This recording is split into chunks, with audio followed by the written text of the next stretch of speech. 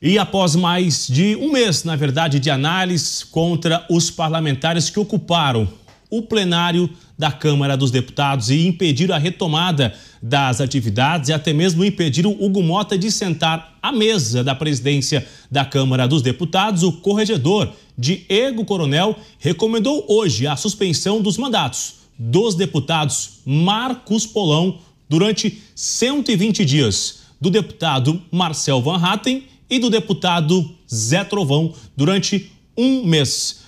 Os nomes foram indicados, encaminhados para a mesa diretora, que agora vai enviar essa análise para o Conselho de Ética. De acordo com os parlamentares, o deputado chegou a sugerir ainda a censura escrita a todos os parlamentares envolvidos neste caso. Vou começar aqui essa rodada de análise, então, com Luiz Felipe Dávila. A gente viu que a obstrução aconteceu, está no regimento interno, inclusive, da Câmara dos Deputados, que é um direito da oposição, ou seja, de quem for dos parlamentares, de utilizarem essa obstrução, que é quando dificulta a vida do outro lado de se analisar qualquer tipo de matéria que estiver em votação.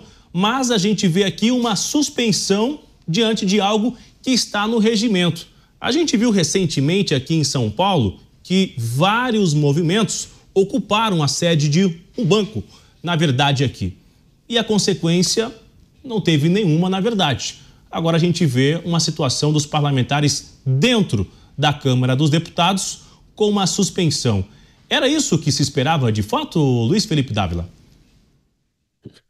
Olha, Bruno Pinheiro, essa questão é muito curiosa, ela mostra um ponto da política importante. A obstrução, como você bem disse, é um mecanismo constitucional que geralmente a oposição usa justamente para impedir determinados trabalhos no Congresso. Então, isso é absolutamente constitucional. Agora, ocupar a mesa, aquela baderna, aquilo tem muito mais a ver com a falta de liderança do Congresso Nacional. Nós temos hoje, na presidência da Câmara, um dos presidentes mais fracos que já comandaram a casa. E quando você tem um presidente fraco comandando 513 pessoas, as coisas saem de controle. Esse é o ponto. Mas só saem de controle porque tem liderança fraca.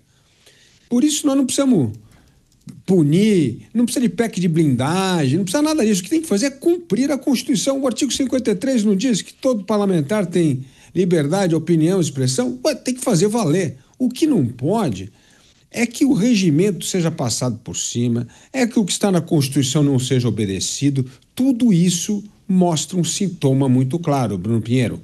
Falta de liderança, de pulso firme, de comando na presidência da Câmara. Roberto Mota, a gente relembra que Arthur Lira esteve durante os 4 anos lá na presidência da Câmara dos Deputados, era muito duro, repreendia imediatamente quando era necessário ali dentro da Câmara dos Deputados, mas a gente viu que, inclusive, essa anistia era uma das reivindicações dos parlamentares, porque havia um silêncio de Hugo Mota sobre esta matéria. Se iria colocar em votação, se não iria, se iria receber a oposição. É tão verdade que durante essa oposição, essa obstrução, melhor dizendo, os parlamentares foram no Arthur Lira, no antigo rei, para recorrer: ajude nós, faça alguma coisa.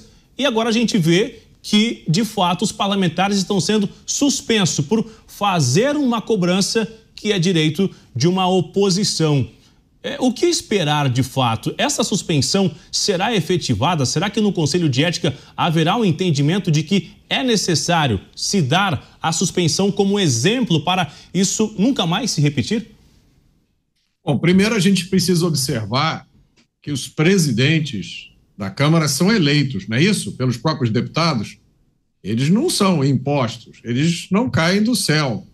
Eles são eleitos. Nessa última eleição, acho que havia um outro candidato, não era isso? Marcel Van Hatten? Exatamente. Se não me engano? Isso. E a gente ouviu muita gente dizendo: olha, não, eu não vou votar no Marcel, o Marcel é um ótimo candidato, eu não vou votar no Marcel, eu vou votar em outro candidato, porque isso permite que a gente consiga espaço em comissões, enfim, uma justificativa política. E agora a gente está vendo o que está acontecendo. Inclusive, se eu salvo engano também, o atual presidente tinha se comprometido a votar a anistia, não era isso? Ele fez um acordo, né? Promessa dele. Teria acontecido um acordo. Bom, primeiro eu quero dizer, parece que entre os deputados que podem receber punição estão Marcel Van Hatten e Marcos Polon, que, na minha opinião, estão entre os melhores parlamentares que esse país já teve. Agora, mais uma vez, é tempo de constatar que o mandato parlamentar nunca valeu tão pouco no Brasil. Essa decisão, se ela for para frente, é compreensível, mas é muito difícil de aceitar. Eu fui olhar no dicionário a definição de motim, né, porque esses parlamentares estão sendo acusados de motim. O dicionário diz que motim é uma revolta armada, uma ação contra autoridades que se define pelo uso de violência ou pela utilização de armas. É uma revolta ou agitação popular, é uma rebelião entre militares que se configura em crime contra a disciplina. Bom, o que ocorreu não foi nada disso. Então, no mínimo, as palavras estão sendo usadas de forma indevida. O que ocorreu foi um protesto feito por alguns parlamentares que compartilham um sentimento de milhões de brasileiros, é um sentimento de urgência, um sentimento de que não é possível que essa situação continue. Não é possível que pessoas estejam presas quando não deveriam estar presas e tudo continua como se nada tivesse acontecendo. Segue aí a vida normal. Então, esse protesto, pelo que eu vi, foi muito mais suave e educado do que muitos outros que já aconteceram no Congresso Nacional, do que o comportamento de muitos outros parlamentares. Mas esse protesto tem uma peculiaridade. Ele foi feito por parlamentares de direita. E isso, no Brasil de hoje, é absolutamente inaceitável. A gente vê, inclusive, que a história ela se repete com atores diferentes, né? O Cristiano Beraldo vai se lembrar aqui, Beraldo, que em outro momento, os parlamentares que na época eram oposição e hoje estão no governo atual, ocuparam aquela mesa também do Senado Federal. Alguns jantaram lá, colocaram as mesas, né? Fizeram refeições ali em cima ao columbre, inclusive quando esperava para ser eleito, né, na presidência do Senado, ocupou a mesa até chegar a um consenso. Houve essa obstrução de fato e, repito, até um jantar usando a mesa do Senado. E agora a gente vê que isso não chegou a acontecer, não teve um jantar, mas teve ali essa obstrução e teve recortes nas redes sociais. Existe um outro congresso, um outro tipo de congresso que nós estamos vivendo que gera outras condenações? Isso implica na vida de Hugo Motta numa eventual reeleição para comandar a Câmara dos Deputados? Bruno, o que a gente está vendo é uma outra política no Brasil, uma política que vem se deteriorando à medida que fica evidente o desequilíbrio entre os poderes da República. O protagonismo do poder judiciário, consolidado nessa ação permanente do Supremo Tribunal Federal para fazer valer a sua vontade, não apenas nos julgamentos, mas também no ambiente político, só é possível diante do enfraquecimento do Congresso Nacional, do Poder Legislativo. Nós temos hoje um Poder Legislativo fraco.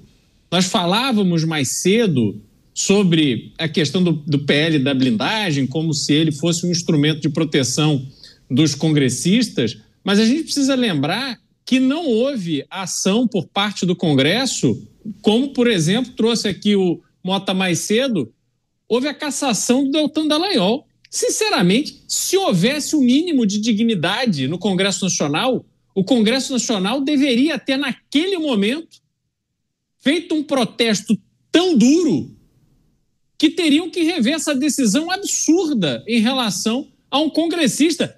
Mas só que Deltan Dallagnol foi o procurador responsável pelo processo que levou inúmeros petistas acusados e que tiveram comprovados a prática do crime de corrupção.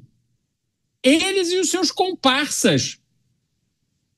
Então, como ele é uma figura que causou antipatia no ambiente da política de ladrões, aí ele é rifado e o Congresso Nacional se omite.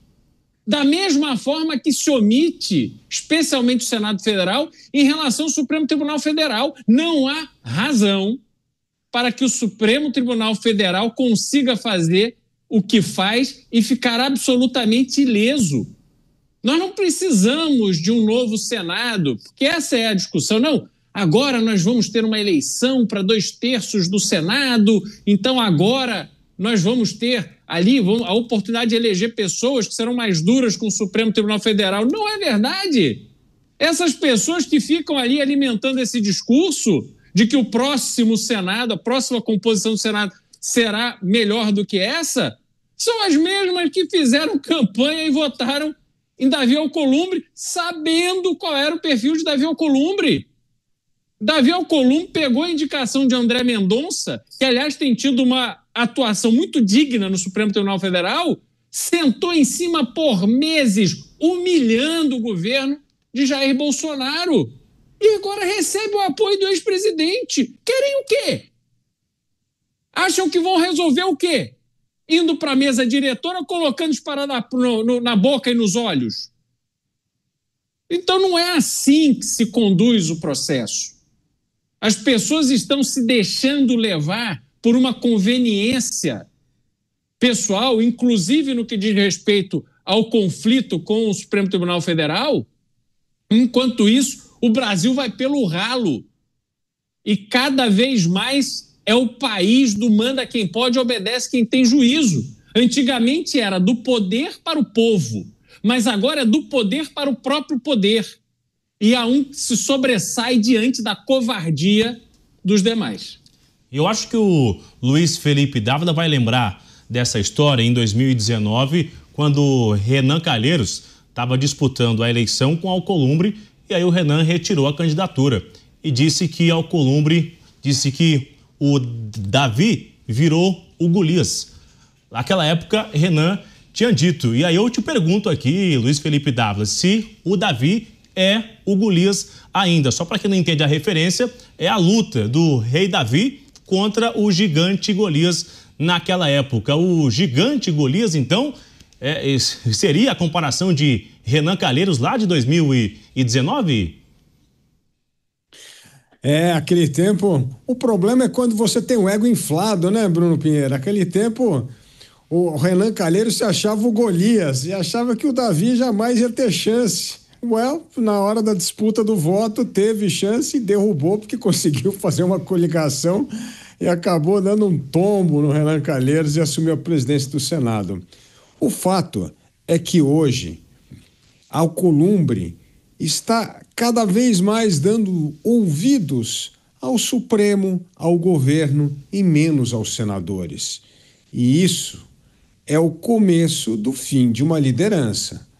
Na hora que você se importa mais com os seus pares nos outros poderes do que com os seus liderados, você começa a perder a base dos seus liderados. E é isso que está acontecendo. Na Câmara já perdeu faz tempo, né? Isso que eu estava dizendo aqui, é uma liderança tão fraca do Hugo Mota que ninguém mais respeita o Hugo Mota. É isso aí, na hora da crise vai conversar com o Arthur Lira, com outras lideranças, porque já viu que ali o presidente mesmo não resolve a coisa.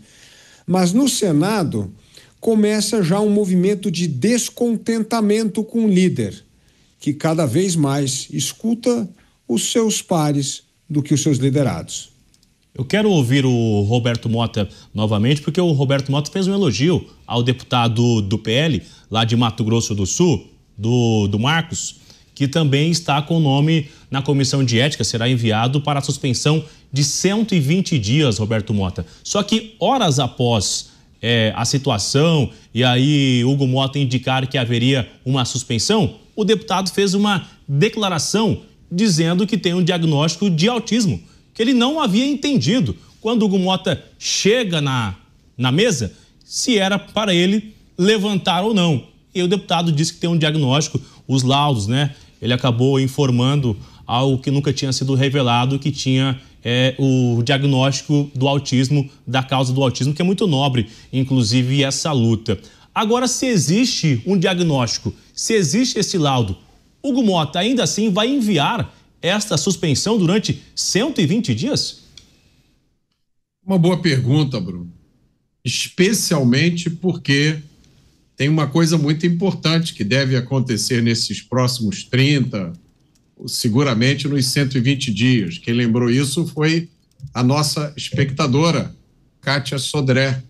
Nesses próximos dias, ou 30 ou 120, vai acontecer a votação do projeto da anistia, né? Anistia light, a redução de pena, seja lá o que for. E vai ser muito ruim se os partidos de direita não puderem contar com esses deputados. Provavelmente cada deputado desse vai contar. É muito importante isso. Então, a pergunta é: o mandato parlamentar é tão pouco importante assim para que os parlamentares estejam sujeitos a todos esses tipos de punição que nós descrevemos aqui? É preciso comparar o que aconteceu ali com coisas que já aconteceram no passado. Agora vocês têm que me ajudar, porque eu me lembro que há alguns anos, eu me lembro não exatamente há quanto tempo, houve um episódio em que algumas parlamentares ocuparam uma mesa, não foi? Se recusaram a sair de lá numa determinada situação. Eu não me lembro bem quem eram as parlamentares, nem qual foi a situação, mas me lembro claramente disso. Elas sentaram lá e disseram: não vamos sair daqui. Pelo que eu me lembro, nenhuma delas foi punida. Então, eu acho que essa explicação do Marcos Polon, eu não sei se ela vai ser considerada, mas deveria. Agora, acima dela está a gravidade do momento que o Brasil vive hoje e o protesto que aqueles parlamentares fizeram é um protesto que boa parte da população brasileira apoia, porque essas pessoas entendem a gravidade da situação em que o Brasil vive hoje e não se conformam com essa política de amenidades, de discussão de verbas e de coisas que ignoram o que deveria ser a maior prioridade do Brasil hoje, que é tirar da cadeia pessoas que não deveriam estar lá.